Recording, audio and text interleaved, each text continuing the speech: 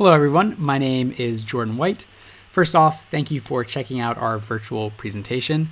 I'm excited to share this work on behalf of my co-authors, William Odom, Nico and Kimmy Zhong. In our paper, we discuss two different designs which use personal location history data to help people experience everyday reminiscence of their past. And before I get into the specifics of both of these designs, first a bit of background. So historically, logging and keeping track of the locations that we travel to is a pretty common practice.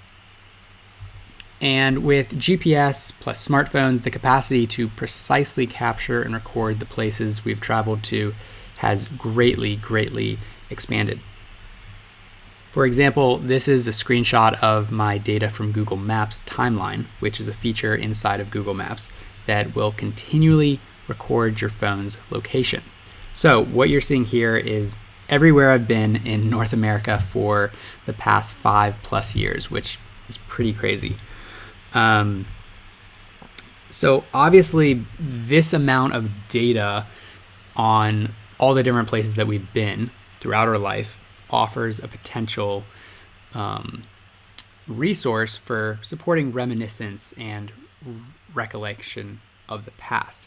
Yet, little design research has explored how location histories can be used as a material in designing for experiences of reminiscence. And just some practical challenges of actually using this immense amount of location data for reminiscence is, starting off, just the sheer size of it. The size and scale is enormous. It also currently lacks a material form and presence, and it's often unable to be casually engaged with. All this led to our research question: what opportunities are there to use personal location history data as a resource for everyday reminiscence on the places and activities bound up in one's past? And to investigate this question, we engaged in a practice-based design research process that resulted in 2 design artifacts. And then quickly, just a bit on our framing. Our design research process was highly influenced by conceptual propositions from slow technology, design philosophy, because we were interested in exploring personal life and personal location histories as an aspect of temporality. Our attitude is most specifically shaped by the propositions that slow technology is a technology that requires time to understand and changes through time. And to investigate different parts of the design space and inspire our design-led process, we were also interested in mobilizing the somewhat oppositional design qualities of explicit slowness and implicit slowness. So explicit slowness would be when a design artifact operates on its own time and the pacing cannot be changed or modulated by the user. Implicit slowness is a quality where the end user is able to freely control the device, but it still retains its slow, reflective character. And I'll be getting into a bit more of this after I actually show the 2 designs. So starting off, memory tracer. Memory tracer is a tangible device that occasionally yet perpetually surfaces locations from the past bound to today's date. In the following video, you'll see just how it is experienced.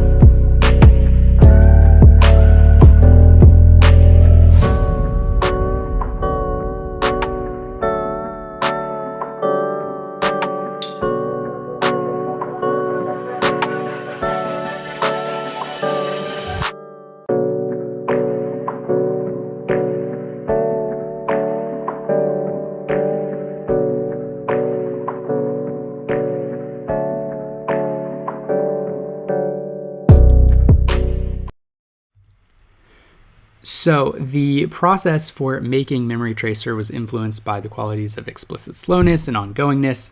It expresses its own time through its pacing, but it gives this quality of pre-interaction by designing for the time and space prior to the moment the artifact is directly interacted with.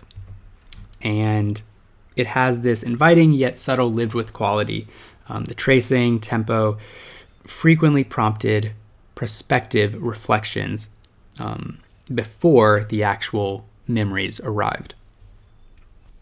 The next design is Memory Compass. Memory Compass is a smartwatch application that uses a casting interaction that enables a user to retrieve and explore locations from their past across space and time.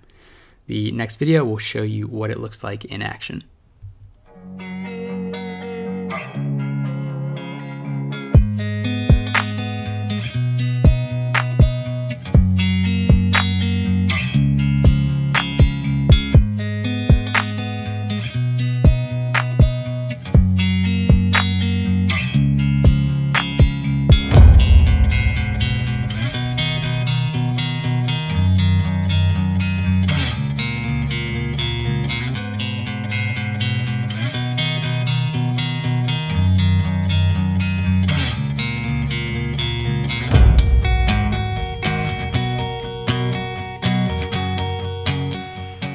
Our process for designing Memory Compass was influenced by the quality of implicit slowness, where the pacing of the artifact is not enforced and can be freely controlled.